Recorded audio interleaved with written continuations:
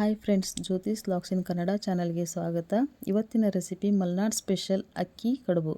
ಇದಕ್ಕೆ ಬೇಕಾಗಿರೋ ಪದಾರ್ಥಗಳು ರೇಷನ್ ಅಕ್ಕಿ ಮತ್ತು ಸ್ವಲ್ಪ 1/4 ಕಪ್ನಷ್ಟು ಗೋಧಿ ರವೆ, ಸ್ವಲ್ಪ ಜೀರಿಗೆ, ರುಚಿಗೆ ತಕ್ಕಷ್ಟು ಉಪ್ಪು. ಇವಾಗ ಹೇಗೆ ಮಾಡೋದು ನೋಡೋಣ.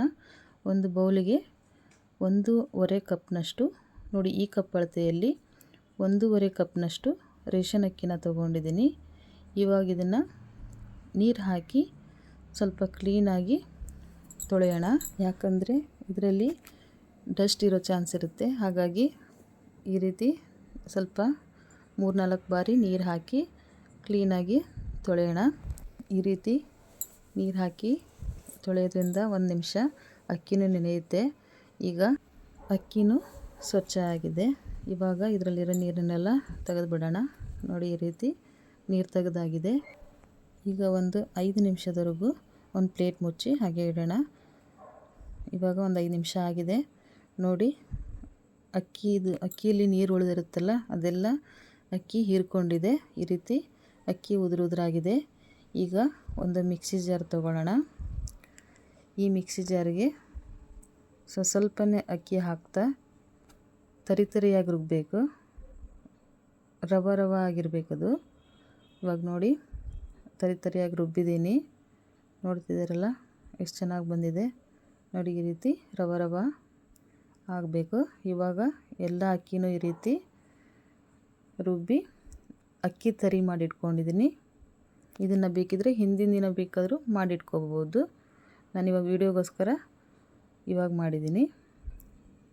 ಮತ್ತು ಒಂದು ಗ್ಯಾಸ್ ಮೇಲೆ ಒಂದು ಪಾತ್ರೆ ಇಡಿ. ಪಾತ್ರೆ ಸ್ವಲ್ಪ ದಪ್ಪ ಇರಲಿ. ನೋಡಿ, ಈ ರೀತಿ ಪಾತ್ರೆ ಇಟ್ಟು ಅದಕ್ಕೆ ಒಂದು 2.5 ಗ್ಲಾಸ್ನಷ್ಟು ನೀರು ಹಾಕೋಣ.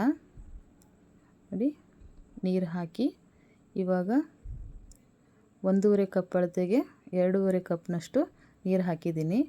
ಇವಾಗ ಅಕ್ಕಿ ತರಿ ರುಬ್ಬಿಟ್ಟಿದ್ವಲ್ಲ, ಅದರಲ್ಲಿ 1 ಸ್ಪೂನಷ್ಟು ಅಕ್ಕಿ ತರಿಯನ್ನು ಹಾಕಿ ನೀರಲ್ಲಿ ಮಿಕ್ಸ್ ಮಾಡ್ತಾಯಿದ್ದೀನಿ.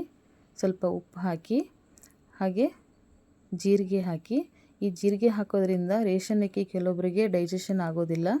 ಜೀರಿಗೆ ಹಾಕೋದ್ರಿಂದ ಡೈಜೆಷನ್ನು ಚೆನ್ನಾಗಾಗುತ್ತೆ. ಹಾಗೆ ಕಡುಬು ಕಂಪಾಗಿರುತ್ತೆ. ಜೀರಿಗೆ ಕಂಪಲ್ಲಿ ಚೆನ್ನಾಗಿ ಬರುತ್ತೆ. ನೋಡಿ, ಇವಾಗ ಈ ಥರ ಮಿಕ್ಸ್ ಮಾಡ್ತಾಯಿದ್ದೀನಿ. ಇವಾಗ ಅದು ಕುದಿಯೋಕ್ಕೆ ಸ್ಟಾರ್ಟ್ ಮಾಡುತ್ತೆ. ನೋಡಿ, ಈಗ ಚೆನ್ನಾಗಿ ಕುದೀತಾ ಇದೆ. ಕುದಿಯುವಾಗ ಆ ಜೀರಿಗೆ ಪರಿಮಳನೂ ಚೆನ್ನಾಗಿ ಬರ್ತಾಯಿದೆ. ಇವಾಗ ಈ ಹಿಟ್ಟಿನ ಗುಣಕಿನ ಸಹಾಯದಿಂದ ಒಂದು 2 ಸರಿ ಈ ರೀತಿ ಚೆನ್ನಾಗಿ ಮಿಕ್ಸ್ ಮಾಡ್ಕೋರಿ. ಈಗ ಮಿಕ್ಸ್ ಮಾಡ್ಕೊಂಡಾದಮೇಲೆ ಆವಾಗಲೇ ರುಬ್ಬಿರುವಂತಹ ಉಳಿದ ಅಕ್ಕಿ ತರಿನ ನಿಧಾನಕ್ಕೆ ಈ ರೀತಿ ಹಾಕಿ, ಗಂಟಾಗಬಾರ್ದು, ಹಾಗಾಗಿ ನಿಧಾನಕ್ಕೆ ಹಾಕಿ. ನೋಡಿ, ಇಲ್ಲಿ ಹಾಕಾಗಿದೆ. ಇವಾಗ ಚೆನ್ನಾಗಿ ಗುಳ್ಳೆ ಬರ್ತಾಯಿದೆ. ಈ ರೀತಿ ಒಳಗಡೆಯಿಂದನೇ ಚೆನ್ನಾಗಿ ತರಿ ಎಲ್ಲ ಬೇಯ್ತಾ ಇದೆ. ನೋಡಿ, ಈ ರೀತಿ ಕುದಿಯುವಾಗ ಗುಣಕ್ಕೆ ತಗೊಂಡು ನಿಧಾನಕ್ಕೆ ಮಿಕ್ಸ್ ಮಾಡಿ. ಈ ರೀತಿ ಮಿಕ್ಸ್ ಮಾಡೋವಾಗಲೇ ಅಕ್ಕಿ ತರಿ ಎಲ್ಲ ಚೆನ್ನಾಗಿ ಅಳ್ಕೊಳ್ಳುತ್ತೆ. ನೋಡಿ, ಇಷ್ಟು ಚೆನ್ನಾಗಿ ಗಟ್ಟಿಯಾಗಿ ಇವಾಗ ಬೆಂದಿದೆ. ಇವಾಗ 1/4 ಕಪ್ ಗೋಧಿ ರವೆ ತೊಗೊಂಡಿದ್ವಲ್ವ, ಅದನ್ನು ಹಾಕಿ ಇನ್ನೊಂದು ಸರಿ ಚೆನ್ನಾಗಿ ಮಿಕ್ಸ್ ಮಾಡಿ. ನೋಡಿ, ಈ ರೀತಿ ಮಿಕ್ಸ್ ಮಾಡಿ. ಈ ಗೋಧಿ ರವೆ ಹಾಕೋದ್ರಿಂದ ಕಡುಬು ಸ್ಮೂತಾಗಿ ಬರುತ್ತೆ. ನೋಡಿ, ಪಾತ್ರೆ ತಳ ಬಿಡ್ತಾ ಇದೆ. ನೋಡಿ, ಎಷ್ಟು ಚೆನ್ನಾಗಿ ಹಿಟ್ಟು ಬೆಂದಿದೆ. ಇವಾಗ ಗುಣಕ್ಕೆ ತೆಗೆದು ಒಂದು 5 ನಿಮಿಷ ಪ್ಲೇಟ್ ಮುಚ್ಚಿ ಗ್ಯಾಸ್ ಆಫ್ ಮಾಡಿ. ಇವಾಗ ಹೀಗೆ ಪ್ಲೇಟ್ ಮುಚ್ಚಿ ಒಂದು 5 ನಿಮಿಷ ಬಿಡೋದ್ರಿಂದ ಒಳಗಡೆ ಬಿಸಿಗೆ ರವೆ ಎಲ್ಲ ಚೆನ್ನಾಗಿ ಬೆಂದಿರುತ್ತೆ. ಇವಾಗ ಇದನ್ನು ನಾದ್ಕೋಬೇಕು. ನಾದೋಕ್ಕೋಸ್ಕರ ನಾನಿಲ್ಲಿ ಒಂದು ಪ್ಲೇಟಿಗೆ ಹಾಕಿದ್ದೀನಿ. ಇವಾಗಿದು ಸ್ವಲ್ಪ ತಣ್ಣಗಾಗಿದೆ. ಪೂರ ತಣ್ಣಗಾಗೋದು ಬೇಡ, ಸ್ವಲ್ಪ ಲೈಟಾಗಿ ಕೈಗೆ ಬಿಸಿ ಹತ್ತಾ ಇರಬೇಕು. ಹಾಗೆ ಇಲ್ಲಿ ನಾದಕ್ಕೆ ಒಂದು ಬೌಲಲ್ಲಿ ನೀರು ತೊಗೊಂಡಿದ್ದೀನಿ. ನೋಡಿ, ಈಗ ನೋಡಿ ಹಿಟ್ಟು ಎಷ್ಟು ಚೆನ್ನಾಗಿ ಬೆಂದಿದೆ ಅಂದರೆ ನಮ್ಮ ಕೈಗೆ ಅಂಟ್ತಾ ಇಲ್ಲ. ಈ ರೀತಿ ಕೈಗೆ ಅಂಟ್ತಾ ಇಲ್ಲ ಅಂತಂದರೆ ಹಿಟ್ಟು ಚೆನ್ನಾಗಿ ಬೆಂದಿದೆ ಅಂತ ಅರ್ಥ. ನೋಡಿ, ಈ ರೀತಿ ಕೈಗೆ ನೀರು ಹಚ್ತಾ ಈ ರೀತಿ ಚೆನ್ನಾಗಿ ನಾದ್ಕೋಬೇಕು. ನೋಡಿ, ಇಲ್ಲಿ ನಾದಿದ್ದಾಗಿದೆ. ಇವಾಗ ಇದರಿಂದ ಚಿಕ್ಕ ಚಿಕ್ಕ ಉಂಡೆಗಳನ್ನಾಗಿ ಮಾಡ್ಕೊತಾ ಇದ್ದೀನಿ. ನೋಡ್ಬೋದು, ಈ ರೀತಿ ಚಿಕ್ಕದಾಗಿ ರವೆ ಉಂಡೆ ಸೈಜ್ ಬರುತ್ತಲ್ಲ, ಆ ಸೈಜಲ್ಲಿ ಮಾಡಿಟ್ಕೊಂಡಿದ್ದೀನಿ. ಹಾಗೆ ಒಂದು ಚಿಕ್ಕ ಬೌಲಲ್ಲಿ ನೀರು ಸಹಿತ ತಗೊಳ್ಳಿ. ನೋಡಿ ಈ ರೀತಿ ಉಂಡೆ ತೊಗೊಂಡು ಈ ರೀತಿ ಕೈಗೆ ನೀರು ಹಚ್ತಾ ನೋಡಿ ಈ ರೀತಿ ಪ್ರೆಸ್ ಮಾಡಿ ಒಂದು ಬಟ್ಲಾಕಾರವಾಗಿ ಮಾಡಿ ಇದಕ್ಕೆ ಬಟ್ಲು ಕಡುಬು ಅಂತಲೂ ಕರೀತಾರೆ. ನೋಡಿ ಈ ರೀತಿ ನಿಧಾನಕ್ಕೆ ನೀರು ಜಾಸ್ತಿ ತಗೋಬಾರ್ದು, ಕೈಗೆ ನೀರು ಹತ್ತಿದರೆ ಸಾಕು, ಹಿಟ್ಟು ಹತ್ತಬಾರ್ದು ಅಂತಂದು ನಾವಿಲ್ಲಿ ನೀರು ಹಚ್ಕೊಳ್ತಾ ಈ ರೀತಿ ಬಟ್ಲು ಟೈಪಲ್ಲಿ ಪ್ರೆಸ್ ಮಾಡ್ತಾಯಿದ್ದೀವಿ. ನೋಡಿ ಈ ರೀತಿ ಆಗಿದೆ. ಮೊದಲನೇ ಸರಿ ಮಾಡೋರಿಗೆ ಸ್ವಲ್ಪ ಹೆಚ್ಚು ಕಡಿಮೆ ಆಗ್ಬೋದು, ಆದರೆ ಮಾಡ್ತಾ ಹೋದಾಗೆ ಈ ರೀತಿ ನೋಡಿ ಚೆನ್ನಾಗಿ ಬಟ್ಲು ರೆಡಿ ಆಗುತ್ತೆ. ಮತ್ತೊಂದು ಮಾಡಿ ತೋರಿಸ್ತಾ ಇದ್ದೀನಿ ನೋಡಿ. ಮತ್ತು ಅದೇ ರಿಪೀಟು ನೀರು ಹಚ್ಚಿ ಈ ರೀತಿ ಬಟ್ಲು ಆಕಾರವಾಗಿ ಪ್ರೆಸ್ ಮಾಡಿ ನೋಡಿ. ಈ ರೀತಿ ಮೊದಲಿಗೆ ಸ್ವಲ್ಪ ನಿಧಾನ ಅನಿಸುತ್ತೆ, ಒಂದೆರಡು ಮಾಡಿದ ಮೇಲೆ ನಿಮಗೆ ಫಾಸ್ಟ್ ಆಗ್ತೀರಾ. ನೋಡಿ ಈ ರೀತಿ ನೀರು ಹಚ್ಚೋದು, ಈ ರೀತಿ ಬಟ್ಲು ಆಕಾರವಾಗಿ ಪ್ರೆಸ್ ಮಾಡೋದು, ಇಷ್ಟೇ ನೋಡಿ. ಇವಾಗ ಇದು ರೆಡಿ ಆಯಿತು ನೋಡಿ. ಈ ರೀತಿ ರೆಡಿಯಾಗಿದೆ. ಇದೇ ರೀತಿ ಉಳಿದಿರೋಂಥ ಎಲ್ಲ ಉಂಡೆಗಳನ್ನ ಕಡುಬು ಮಾಡಿ ಇಟ್ಕೊಳ್ಳೋಣ. ನೋಡಿ ಇವಾಗೆಲ್ಲ ಕಡುಬು ರೆಡಿಯಾಗಿದೆ ನೋಡಿ. ಇವಾಗ ಈ ಕಡುಬು ಈ ರೀತಿ ಮೇಲುಗಡೆಯಿಂದ ಎತ್ತು ಹಾಕಿದರೂ ಮುರಿತಾ ಇಲ್ಲ, ಅಂದರೆ ಹಿಟ್ಟು ಚೆನ್ನಾಗಿ ಬೆಂದಿದೆ ಅಂತ ಅರ್ಥ. ಇವಾಗ ಒಂದು ಇಡ್ಲಿ ಪಾತ್ರೆ ತೊಗೊಂಡು ಮೇಲುಗಡೆ ಪ್ಲೇಟ್ ಮತ್ತು ಮಿಡಲಿರೋ ಪ್ಲೇಟು ಅವಶ್ಯಕತೆ ಇಲ್ಲ. ಇವಾಗ ನಮಗೆ ಬೇಕಾಗಿರೋದು ಈ ಕೆಳಗಡೆ ಪ್ಲೇಟು. ಇವಾಗ ಈ ಇಡ್ಲಿ ಪಾತ್ರೆನ ಗ್ಯಾಸ್ ಮೇಲಿಟ್ಟು ಗ್ಯಾಸ್ ಆನ್ ಮಾಡಿ ಒಂದು 3 ಗ್ಲಾಸಷ್ಟು ನೀರು ಹಾಕ್ತಾಯಿದ್ದೀನಿ. ನೀವು ಇಡ್ಲಿ ಬೇಯಿಸೋಕೆ ಹಾಕ್ತಿರಲ್ಲ ಅಷ್ಟು ನೀರು ಹಾಕಿದರೆ ಸಾಕು ನೋಡಿ. ನೀರು ಹಾಕಾಗಿದೆ. ಈಗ ಒಂದು ಪ್ಲೇಟ್ ತೊಗೊಂಡಿದ್ವಲ್ವ, ಆ ಪ್ಲೇಟಿಗೆ ಸ್ವಲ್ಪ ಎಣ್ಣೆ ಹಾಕ್ತಾಯಿದ್ದೀನಿ. ಒಂದೊಂದು ಹನಿ ಹಾಕಿದರೆ ಸಾಕು. ಈ ಎಣ್ಣೆ ಹಾಕೋದು ಯಾಕೆ ಅಂತಂದರೆ ಕಡುಬು ಹತ್ತದೇ ಇರಲಿ ಅಂತಂದು ನೋಡಿ. ಈ ರೀತಿ ಎಣ್ಣೆ ಹಾಕಿ ಸ್ವಲ್ಪ ಸ್ಪ್ರೆಡ್ ಮಾಡಿ, ಆವಾಗಲೇ ಮಾಡಿ ಎತ್ತಿಟ್ಟಿರುವ ಕಡುಬನ್ನು ಈ ರೀತಿ ಪ್ಲೇಟಲ್ಲಿ ಚೆನ್ನಾಗಿ ಜೋಡಿಸಿ ಈ ರೀತಿ ಜೋಡಿಸಾಗಿದೆ. ಈ ಪ್ಲೇಟನ್ನು ಇಡ್ಲಿ ಪಾತ್ರೆ ಒಳಗೆ ಇಡೋಣ. ನೋಡಿ ನೀರು ಕುದೀತಾ ಇದೆ. ಈಗ ಈ ಪ್ಲೇಟನ್ನು ನಿಧಾನವಾಗಿ ಈ ರೀತಿ ಇಡ್ಲಿ ಪಾತ್ರೆಯಲ್ಲಿಟ್ಟು ಇವಾಗ ಪಾತ್ರೆಯನ್ನು ಕ್ಲೋಸ್ ಮಾಡಿ.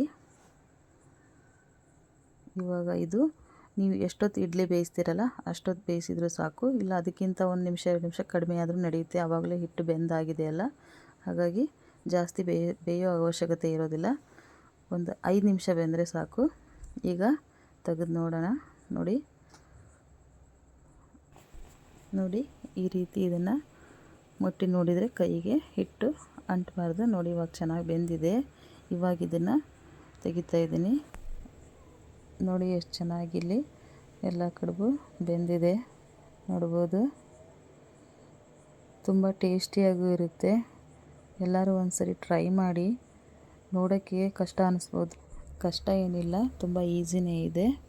ನಾನು ಹೇಳಿರೋ ಮೆಥಡಲ್ಲಿ ಮಾಡಿ ನೋಡಿ, ಚೆನ್ನಾಗಿ ಬರುತ್ತೆ ನೋಡಿ. ಈ ರೀತಿ ನಾನು ಆವಾಗಲೇ ಮಾಡಿರುವಂತಹ ಎಲ್ಲ ಕಡುಬುಗಳನ್ನು ಈ ರೀತಿ ಬೇಯಿಸಿ ಇಟ್ಕೊಂಡಿದ್ದೀನಿ. ಇವಾಗ ಈ ಕಡುಬಿಗೆ ಕಾಯಿ ಚಟ್ನಿ ಮಾಡ್ತಾಯಿದ್ದೀನಿ. ಕಾಯಿ ಚಟ್ನಿ ಮಾಡೋದಕ್ಕೆ 1 ಕಪ್ಪು ಕಾಯಿ ತುರಿ ತೊಗೊಂಡಿದ್ದೀನಿ. ಈ ರೀತಿ ಕಾಯಿ ತುರಿನ ತೊಗೊಳ್ಳಿ. ಕೆಲವೊಬ್ಬರು ಈ ರೀತಿ ಕಟ್ ಮಾಡಿ ಹಾಕ್ತಾರೆ. ಕಟ್ ಮಾಡಿ ಹಾಕೋದ್ರಿಂದ ಚಟ್ನಿ ಕಲರ್ ಮತ್ತು ರುಚಿ ಎರಡೂ ಚೆನ್ನಾಗಿ ಬರೋದಿಲ್ಲ. ಈಗ ನೆಕ್ಸ್ಟು ಪುಟಾಣಿ ತೊಗೊಂಡಿದ್ದೀನಿ, 1-2 ಸ್ಪೂನಷ್ಟು. 1 ಇಂಚು ಶುಂಠಿ, 10-12 ಎಸಳು ಬೆಳ್ಳುಳ್ಳಿ, 7-8 ಹಸಿಮೆಣಸಿನಕಾಯಿ, ಸ್ವಲ್ಪ ಕರಿಬೇವು, ರುಚಿಗೆ ತಕ್ಕಷ್ಟು ಉಪ್ಪು. ಈಗ ಒಂದು ಮಿಕ್ಸಿ ಜಾರಿಗೆ ನಾನಿಲ್ಲಿ ಹಸಿಮೆಣಸನ್ನು ಹುರಿದು ಹಾಕ್ಕೊಳ್ತಾ ಇದ್ದೀನಿ. ಹಾಗೆ ಕರಿಬೇವು, ಪುಟಾಣಿ, ಉಪ್ಪು ಮತ್ತು ಶುಂಠಿ ಬೆಳ್ಳುಳ್ಳಿ ಎರಡನ್ನೂ ಸೇರಿಸಿ ಇವಾಗ ಇದನ್ನು ತರಿಯಾಗಿ ರುಬ್ಬಬೇಕು. ರುಬ್ಬುವಾಗ ಈ ಮೆಥಡ್ ಫಾಲೋ ಮಾಡೋದ್ರಿಂದ ಚಟ್ನಿ ಹೋಟೆಲ್ ಸ್ಟೈಲ್ನಲ್ಲೇ ಬರುತ್ತೆ ನೋಡಿ. ಇವಾಗ ಇದನ್ನು ತರಿಯಾಗಿ ರುಬ್ಕೊಂಬರ್ತಾಯಿದ್ದೀನಿ. ನೋಡ್ಬೋದು ಈ ರೀತಿ ತರಿಯಾಗಿ ರುಬ್ಬೋದ್ರಿಂದ ಚಟ್ನಿ ಹೋಟೆಲ್ ಸ್ಟೈಲಲ್ಲಿ ಬರುತ್ತೆ. ಇವಾಗ ಇದಕ್ಕೆ ಕಾಯಿ ತುರಿ ಹಾಕ್ತಾಯಿದ್ದೀನಿ. ಹಾಗೆ ಸ್ವಲ್ಪ ನೀರು ಹಾಕ್ತಾಯಿದ್ದೀನಿ, ಜಾಸ್ತಿ ಹಾಕಬೇಡಿ, ತೆಳ್ಳಗಾಗ್ಬಿಡುತ್ತೆ ನೋಡಿ. ಸ್ವಲ್ಪ ನೀರು ಹಾಕಿ ಮತ್ತೆ ಇದನ್ನು ರುಬ್ಕೊಂಬರ್ತಾಯಿದ್ದೀನಿ. ರುಬ್ಬಿ ಆಗಿದೆ. ಈಗ ನೋಡ್ಬೋದು ಚಟ್ನಿ ಎಷ್ಟು ಚೆನ್ನಾಗಿ ಬಂದಿದೆ ಅಂತ. ಇವಾಗ ನಮ್ಮ ಕಾಯಿ ಚಟ್ನಿನೂ ರೆಡಿಯಾಗಿದೆ. ಮತ್ತೆ ಆಗ್ತಡ ಇವಾಗ ನಮ್ಮ ಅಕ್ಕಿ ಕಡುಬಿನ ಜೊತೆ ಕಾಯಿ ಚಟ್ನಿನ ಸರ್ವ್ ಮಾಡೋಣ ಬನ್ನಿ. ನೋಡಿ ಈ ರೀತಿ ಬಿಸಿ ಬಿಸಿಯಾದ ಅಕ್ಕಿ ಕಡುಬಿನ ಜೊತೆ ಕಾಯಿ ಚಟ್ನಿನೂ ಸರ್ವ್ ಮಾಡಿದ್ದೀನಿ. ಹಾಗೆ ಕೆಂಪು ಖಾರದ ಚಟ್ನಿ ಬರುತ್ತಲ್ಲ, ಅದು ಕಡುಬಿಗೆ ಒಳ್ಳೆ ಕಾಂಬಿನೇಷನ್ನು. ನಾವು ಕೆಂಪು ಖಾರದ ಚಟ್ನಿ ಇತ್ತು ಅಂತಂದರೆ ಕಡುಬು ಮಾಡೇ ಬಿಟ್ಟಿರ್ತೀವಿ. ಮತ್ತು ಈ ಬಟ್ಲು ನೋಡಿ, ಈ ಬಟ್ಲಲ್ಲಿ ಈ ರೀತಿ ಚಟ್ನಿ ಮತ್ತು ತುಪ್ಪ ಹಾಕ್ಕೊಂಡು ತಿನ್ನೋ ಟೇಸ್ಟೇ ಬೇರೆ. ನೀವು ಸಹ ಈ ರೆಸಿಪಿನ ಟ್ರೈ ಮಾಡಿ ಹೇಗೆ ಬಂತು ಅಂತಂದು ಕಮೆಂಟ್ ಮಾಡೋದನ್ನು ಮರಿಬೇಡಿ. ಹಾಗೆ ನನ್ನ ಚಾನಲನ್ನು ಸಬ್ಸ್ಕ್ರೈಬ್ ಮಾಡ್ಕೊಳ್ಳಿ.